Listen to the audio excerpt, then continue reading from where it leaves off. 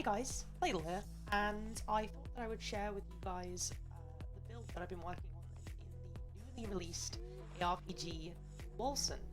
So I've made a sort of Gunmage build, and it's currently, as you can see, quite a work in progress. I'm just going to go through the basics of it, and I'd love to have some feedback on things that I could change. I have created this pretty much entirely on my own, with a little bit of inspiration from looking at what skills other people have been using. But for the most part, the skill tree I figured out through just playing the game and trying a lot of things. I've actually respec'd a few times already, but I thought that that's not for everyone, and some people do like to have a little bit of a nudge in the right direction, so I would share with you my build. So I'm not going to go too much into the gear, as it's changing constantly at this point, though I will say that I have focused on percentage damage, percentage crit damage, elemental damage, and material damage. These are things that I've primarily been going for. As you can see as I go through my items here, ferocity is also obviously really good. There's a couple of stats that I'm not too fond of on my current gear, but obviously, as I said, the gear's not super important. This build is not really gear dependent. I've put most of my points into ferocity. Oh, I say most. I've put all of my points into ferocity because this is a glass cannon build. Just don't get hit forehead. As for the skills, I've gone with the Aether Jump skill for maneuverability, and the runes that I've used in this are Veil of Illusions, March of the Time Devourers, Time Paradox, and I can't even say that word. The ability that gives you move speed. For my second skill, I've used Phantom Blades. I just use this for mob clear. You really could use anything in this slot. It's definitely not set in stone, although I would strongly recommend using Aether Jump. I've used Anomaly next. I think Anomaly is super important to this build, so I would pick up Anomaly. This is you're gonna use this for grouping up the enemies, and it's gonna be a willpower sink for you as well until you can get the rage conversion up high enough. I take Bulwark of Dawn. This is just for health. This is just for healing. It's just an additional heal. And then the main damage, what this build is built around, is the Havoc Orb.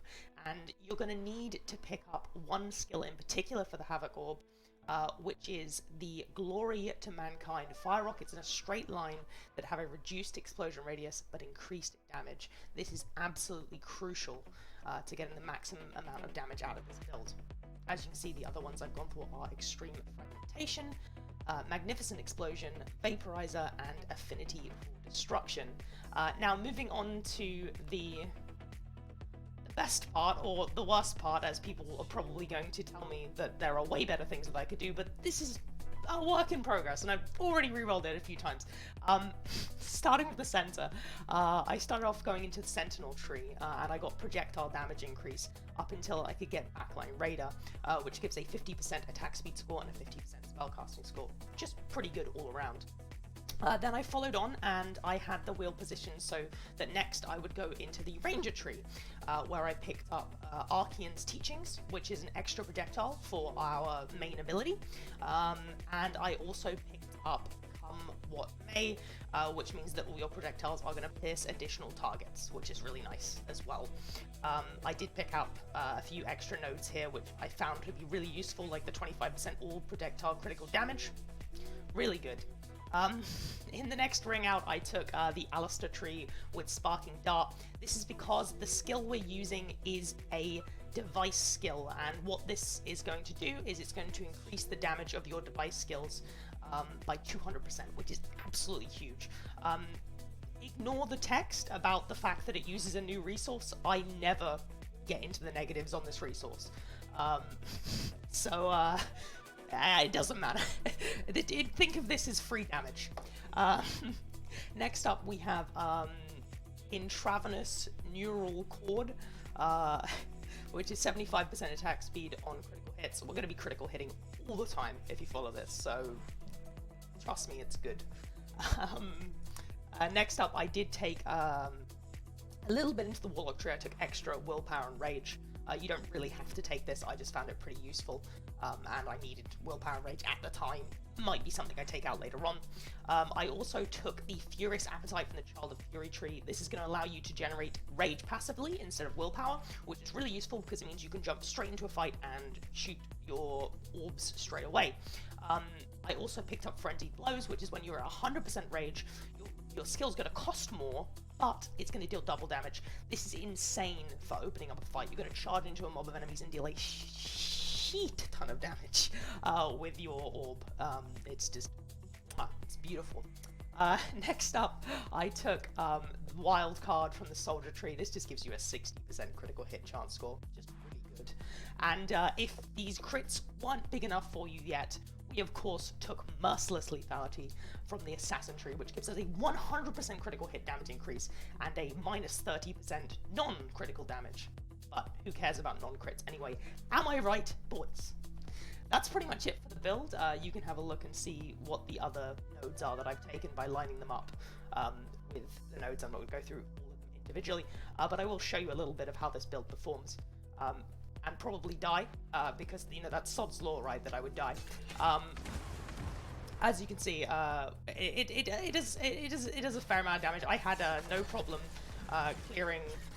This is level 53 right now, so, and it's not failed me yet. So I'm sure that it will clear up to higher difficulties without too much of a problem. I would like to find an elite pack. That'd be good.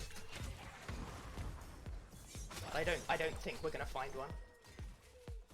Oh, there we go. That's what we got. That's what we want.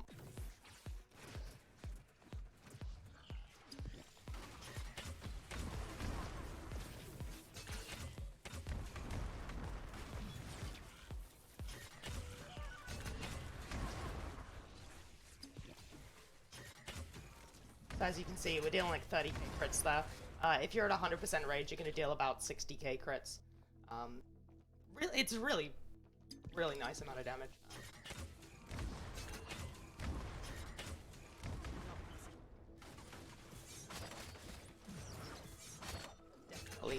Definitely very professional YouTuber here.